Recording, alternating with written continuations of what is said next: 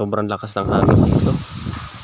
May paparating na bagyo. Tingnan nyo guys, oh.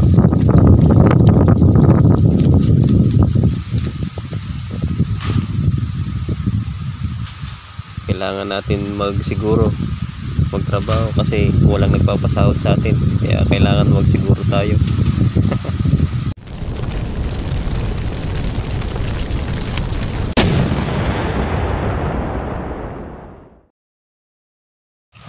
Yun guys, magandang araw po sa inyong lahat. Nandito na naman po tayo sa ating bukid kahit napakasama ng panahon. Tuloy pa rin ang ating trabaho dito sa bukirin. Ito nga po pala yung itatanim ko ngayon, okra. Yan, binigyan ako ng seedling ng aking pare.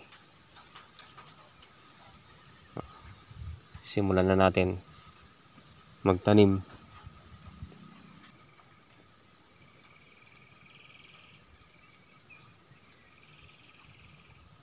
Ito na po pala yung aking talong. Ganito na po sila kalaki. Ang gaganda ng tubo. Yan, mamaya lilinisan ko po ito, tutulusan. Yan, kailangan tulusan natin ito mamaya para malinis tingnan. Dito ako magtatanim ng okra sa pagitan ng kalabasa. Distansya po pala natin ito, mga 1 ruler lang. Sakto na yan sa 1 ruler. Pinagitna ko lang po ito sa kalabasa. Hindi pwede naman siguro yan ihalo dito sa may kalabasa. Sa pakbit nga pwede eh. May ampalaya, may talong pa. Dito pa kaya sa pagtatanim. Ito po pala, tagtatatlong seedling yung nilagay ko. At least kung mamatay man yung iba, meron pa rin suporta. Tagtatlong seedling bawat bungkal. Kumbaga tumubo man sila lahat, paghihiwalay-hiwalay na lang din. Yan, panigurado lang yan.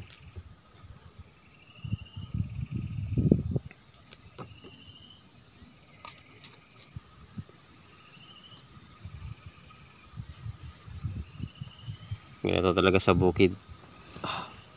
Magtanim ay di biro. Ngalay din kakayo ko maghapon. Pero bawi rin naman lahat ng paghihirap mo at pagod pag mag-aani ka na. Yun yung pinakamagandang pag-anihan na. Sobrang lakas ng hangin dito. May paparating na bagyo dito sa amin. Ayun, napakalakas. Tingnan nyo naman, nagbibiparan yung mga dahon. Tapos yung talong natin halos matupik.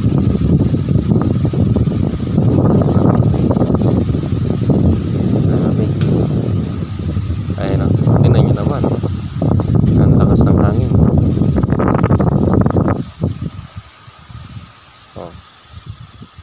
Ito nga po pala, binungkal-bungkal ko na rin sila, itong talong. Tapos tinulusan ko rin po para malinis tingnan. Wala makakapigil sa atin, bagyo lang yan.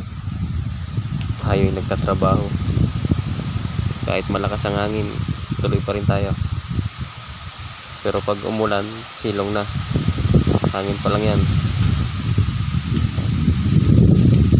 Tulos na tayo. Tingnan nyo guys, oh.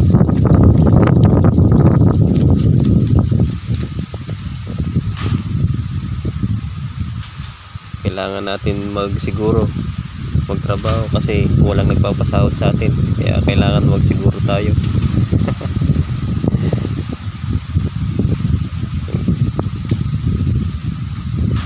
Linisan natin ng mabuti.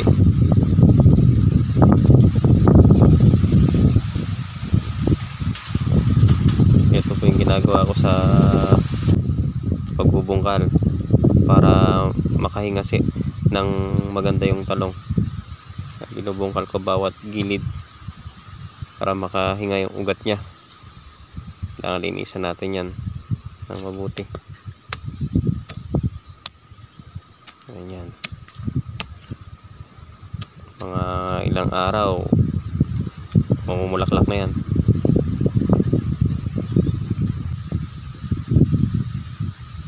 Nga pala guys, kung bago ka pa lang dito sa akin channel, paki-subscribe na po, tsaka paki-hit mo na rin yung notification bell para lagi ka po updated sa mga video na ina-upload ko dito. Ayun po, no, natapos na rin tayo maghawan o tulos ng ating talong. Tingnan nyo naman po, napakalawak ng aking nagawa. Dito po banda na piko ko na po para pagtataniman ng talong hanggang doon sa dulo. Tara po, lapitan natin. Papakita ko po sa inyo. Yan, linya-linya yan, padiretso po doon. Yan, lapitan po natin.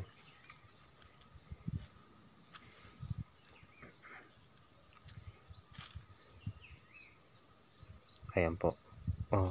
Dire-diretso po yan. Linya yan hanggang dito. Abot po yan hanggang dito. Tapos pataas din. Pipikuin ko rin po dun sa taas. Ganyan po kalawak. Pakita ko rin po pala sa inyo yung tanim ko na mga kalabasa. Ito. Sumibol na rin. Yan po. Yan ang aking tanim na kalabasa. Ayan. Bagong sibol na po sila.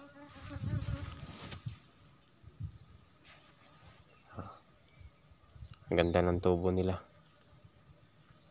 Hanggang doon po yung sa baba. Yan. Tabak niyan. Dito ko naman tinanim. Tapos pinagitaan ko rin ng okra. Tinaniman ko rin po yan ng okra. Sa pagitan niya may nakatanim na okra. Tapos na yung mission natin dito. Tapos na yung maghapon natin. Siguro pwede na pong umuwi. Thank you.